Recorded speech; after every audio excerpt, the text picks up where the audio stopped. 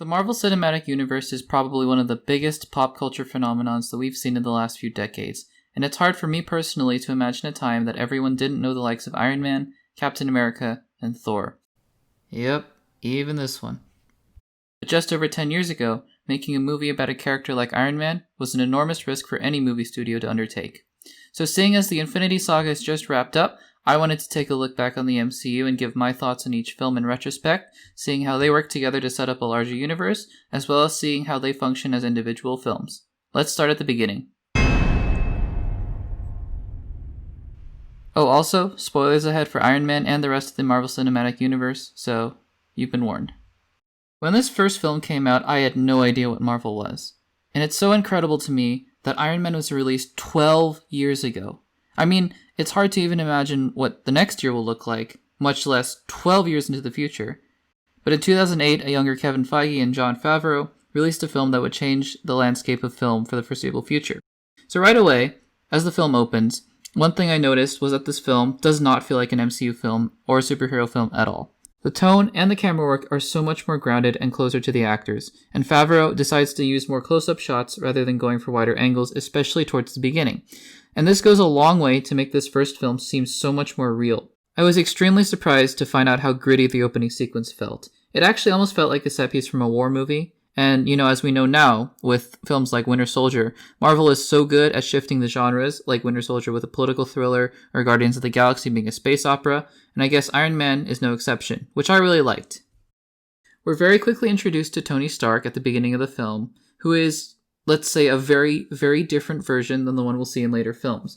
But that's not because different writers came in later and changed the characters in his appearances in Civil War and Infinity War, but it's because his character really went through a journey. And that journey begins in this film. The dialogue establishes at the beginning that Tony's a jerk. Fast forward to later on in the film and we see a Tony Stark who is ready to make a positive impact in the world, which is a complete departure from the Tony that we saw earlier on. To connect these two versions of Tony from point A to point B, Favreau had to establish a really extremely narcissistic Tony at the beginning who went through a really traumatic event that would cause him to do a complete 180. Not only is it super effective, but it's also emotionally investing as we see how damaged, both physically and emotionally, Tony becomes as he continues on his path to becoming Iron Man. Of course, we can't talk about Iron Man without mentioning the brilliant cave scenes that have become so iconic with this film. And really, this film is one of the few in the upcoming appearances by Robert Downey Jr. as Stark that showcases just how absolutely brilliant he is. The cave scenes work so well because they feel so real. It feels like only a person who is so unbelievably intelligent would be able to pull off an escape like that. Not only do you see it in the cave, but you can see it later when he's tinkering with the Mark II and the Mark III designs, and you can see the gears moving in his head as well. Again, major props go to Jon Favreau for having a vision and executing it so well, down to the last details, including the visual effects. As I was watching this film, I realized another reason why it doesn't feel like an MCU film is because there's really no central external conflict until much later in the movie. You see Tony deal with the Ten Rings, sure, and that's early on in the first act, but after that, it really becomes about Tony bettering himself. And I think that's one of the reasons why this movie works so well. While other MCU and superhero films focus so much on the hero versus villain conflict, Iron Man takes so much time to develop its main protagonist. And of course it couldn't have been done without Robert Downey Jr. playing the role. At a time when no one really wanted to take a chance on him, Jon Favreau and Kevin Feige fought for RDJ to play a superhero that no one really seemed to care about. His charisma and charm somehow make this egotistical billionaire likable at the beginning of the film. And then later, when he makes his transformation into the Iron Man that we know, it feels satisfying because you really get to see how his character changes for the better. Speaking of RDJ, the MCU has always been known for its extremely strong casting, and this film is no exception. Gwyneth Paltrow as Pepper Potts is fantastic, as is Jeff Bridges, for the most part. Terrence Howard is fine as Rhodey ultimately, and I think Don Cheadle works better in the more CGI-centric superhero extravaganza MCU films, but I do think that Terrence Howard works really well in this more grounded superhero tale in this first Iron Man film. So ultimately, it's impossible for me to say whether we would have liked Howard in the role had he stayed as War Machine, but I think that's a completely different story, and in the end, he works really well in this film. Getting back to the visual effects, I was again so extremely surprised to see how great they held up. I mean, again, this is a film from 2008, 12 years ago, but the visual effects held up so well. And if you watch the scenes here, you really, really do feel like Iron Man is on the battlefield versus just a CGI clump. And this is easily one of the best strengths of this film compared to the rest of the MCU. I mean, I love Infinity War and Endgame, but does anyone else think that this looks really, really fake?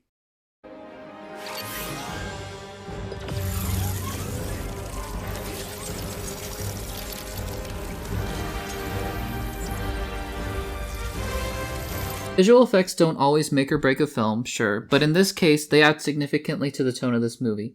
I was even surprised that Marvel went ahead and made the Ten Rings the villains of this film at the beginning, considering the political climate at the time, but it showed that they were really willing to take chances with their early films, and in this case, most of them paid off.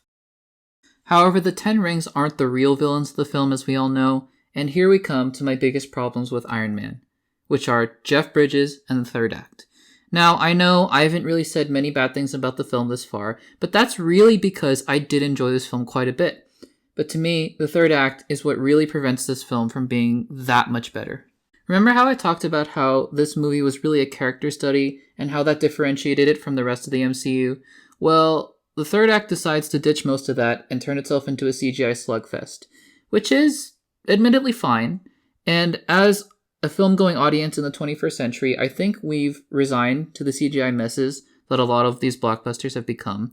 And again, to the film's credit, it does feel a little more grounded than the rest of the blockbusters that were coming out at that time, seeing as Obadiah and Tony are fighting more hand-to-hand on the ground rather than shooting each other with lasers.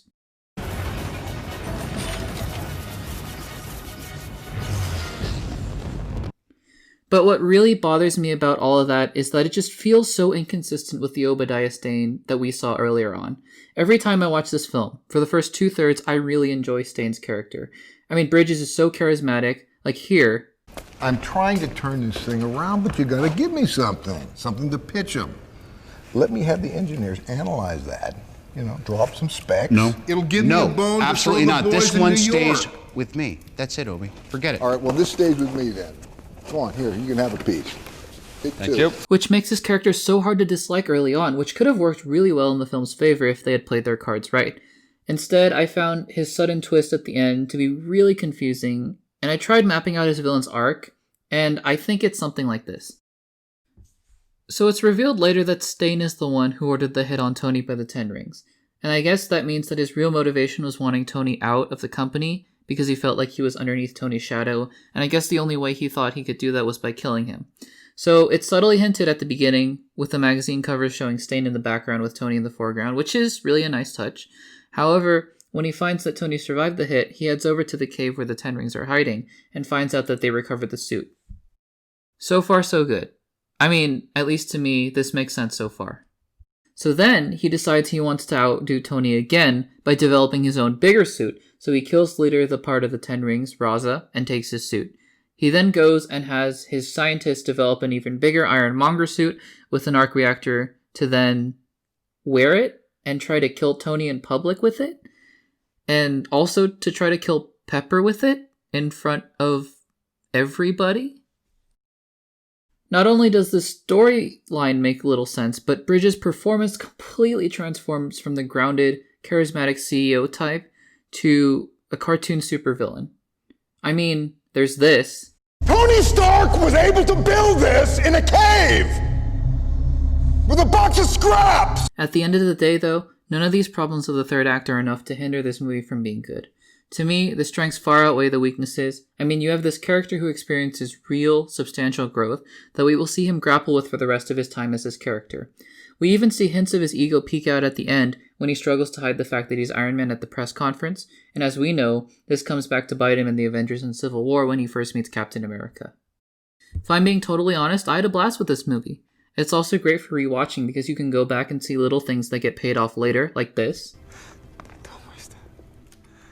Don't waste your life. And I am Iron Man. Iron Man is an incredibly well-crafted, well-thought-out character piece that introduces one of the most iconic movie characters in modern cinema. I'll give Iron Man an A- and an 8.5 out of 10. Because this is my first review, I'll just briefly mention that the breakdown for my rating system will be in the description below. I'll be making a separate video discussing my rating system and how I'm going to break down films for the future. What did you think about Iron Man? Do you agree or disagree with my review? Comment down below with your own thoughts and opinions, and remember to subscribe and hit the bell to get notifications and also to drop a like. If you want to check out more of my content, head to the description for my website, blog, and social media platforms. Thanks for watching, and I'll see you in the next one.